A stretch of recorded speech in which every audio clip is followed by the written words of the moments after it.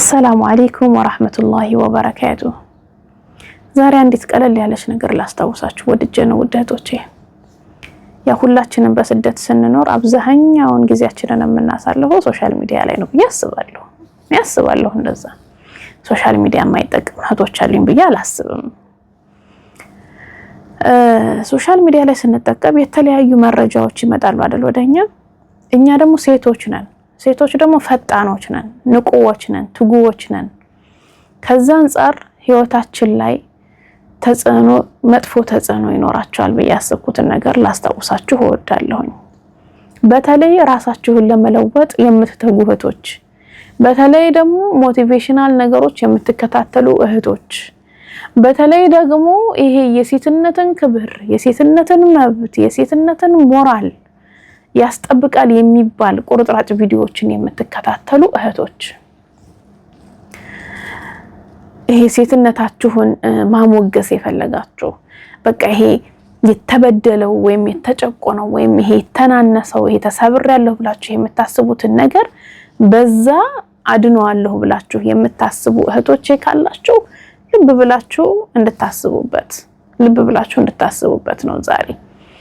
እኛ ወሊላሂ الحمد እኛ ስል መእመናን ሴቶች ወሊላሂ الحمد አላህ Subhanahu Wa Ta'ala ምስጋና ይገባው፣ ጥራት ይገባው ጀለ ጀላለሁ ዲናችንን ሙሉ አድርጎልን የሴቶች ልጆች እኩልነታቸው፣ መብታቸው፣ ክብራቸው፣ ሀብታቸው፣ ንብረታቸው ሐታ ስሜታቸው የሚጠበቅበትን ዲን አላህ ሰጥቶናል። ወሊላሂ الحمد እኛ ሙስሊም ሴቶች ምንም አይነት ህግ የለም ሌላ መጥቶ የሴትነት እኩልነታችንን፣ መብታችንን፣ ሐቃችንን፣ ንብረታችንን፣ ስሜታችንን እንዲሁም ደግሞ መሞገሳችንንም ጭምር ሊያረጋግጥልን የሚችል የለም። በሌላው ዓለም ጠባዓን በመዕራቡም ዓለም በተለያዩ ሰዎች ዘንድም ወር ደግሞ ሌላ እምነት ያላቸው ሰዎችም ምንም አይነት ያንን ፕሮቴክት ሊሰጣቸው የሚችል ነገር እስከሌለ ድረስ ግዴታ እነሱ ላይ ግዴታ ነው። ገባችሁ? ግዴታ ሴት ልጅ መስራት አለባት፣ ኢንዲፔንደንት መሆን አለባት፣ መውጣት አለባት፣ ነፃነት ሊኖራት ይገባል።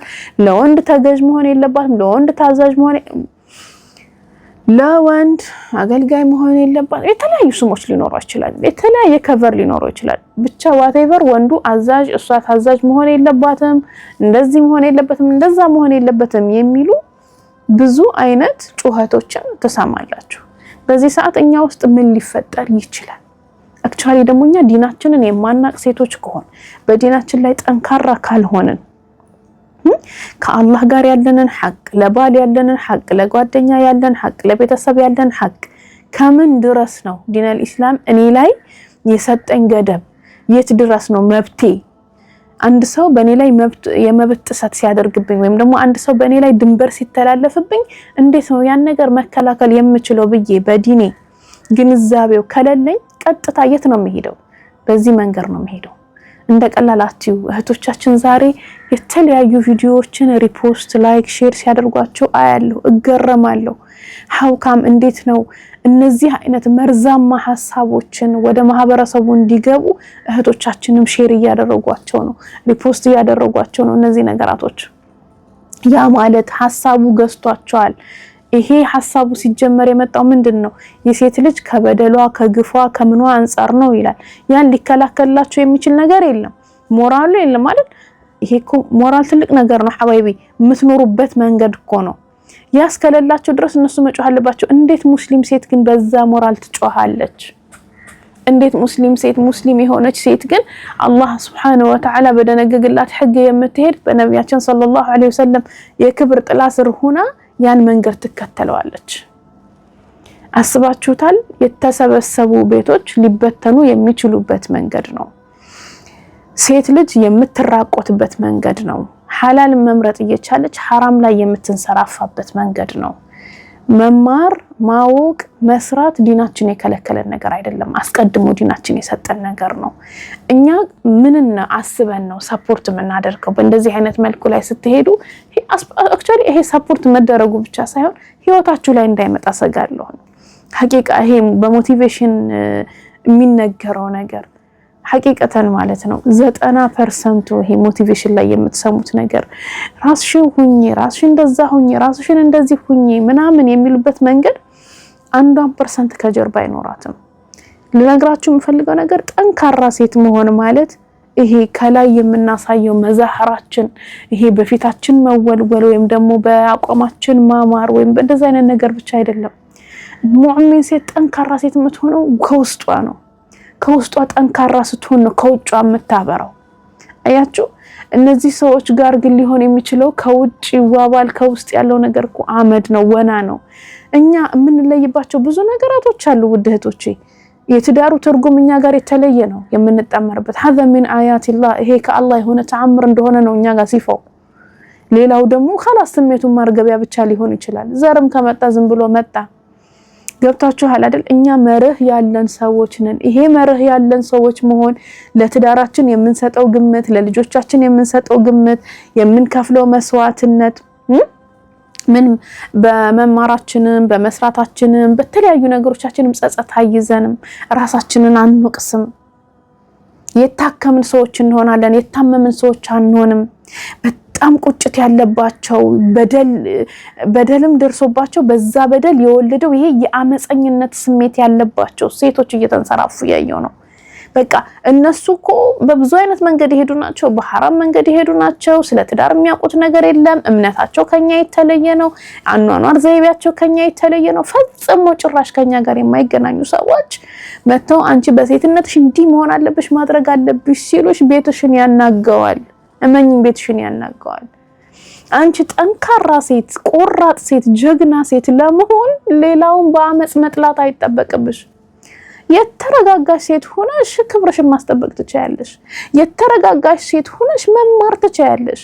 የተረጋጋሽ ሴት ሆነሽ ሌላውን ሳጠይ አክብረሹ ኦኬ ታዘሽ ተናንሰሽ አክብረሽ ካንቺ የሚጠበቅብሽን ነገር ፍቅር መስጠት የምትችይውን ነገር ሰጥተሽ ሐኑን ሆነሽ መማር፣ ራስሽን መቻል፣ ብዙ ነገሮች የፈለግሽውን መሆን ትችያለሽ። ይሄን የሚከለክልሽ ዲን የለሽም። ከማትፈልጊው ሰው ጋር መላቀቅ ካለብሽ በአግባቡ መላቀቅ ትችያለሽ። ክብርሽ እንደተጠበቀ ከእስልምና ውጭ የለም ሲጀመር መለያየት ስትፈልግ እንኳን በአማረ ሁኔታ ተለያይ ብሎ የደነገገ ምንም ነገር የለም። እነሱ ናቸው የሚገዳደሉት የሚወጋጉት ምናምን ነገር። ከኛ የሚጠበቀው ዲናችንን መኖር፣ ዲናችንን ማወቅ። ይሄ ጥንካሬ ከውጭ የሚታይ ዓለም አይደለም። አንቺ ውስጥሽ ነው ሊጠነክር የሚችለው፣ ሚዛንሽ ነው ሊጠነክር የሚገባው።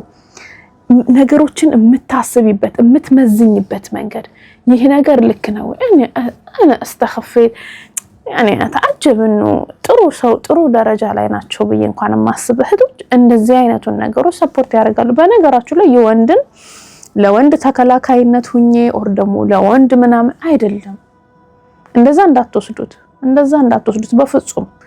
የሴት ልጅ በደል በቆማችን የምንቀበር ሰዎች ነበር እንኮ ወሊላሂ الحمد ነብያችን ሰለላሁ ዐለይሂ ወሰለም ከተነሱ በኋላ ነው ሴትም ሴት የሆነችው እንደ ሰውነት እንኳን መቆጠር የጀመረችው አይደል እንዴ?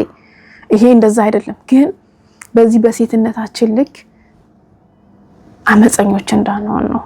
ቤታችን እንዳናፈርስ፣ እንዳንነድ፣ ኩራት እንዳይዘን፣ ትቢት እንዳይወጥረን፣ ገንዘብ እንዳናመልክ፣ በቁስ ራሳችን እንዳንለካ፣ ሰውነታችን እንዳይረክስ መጠንቀቅ አለባችሁ።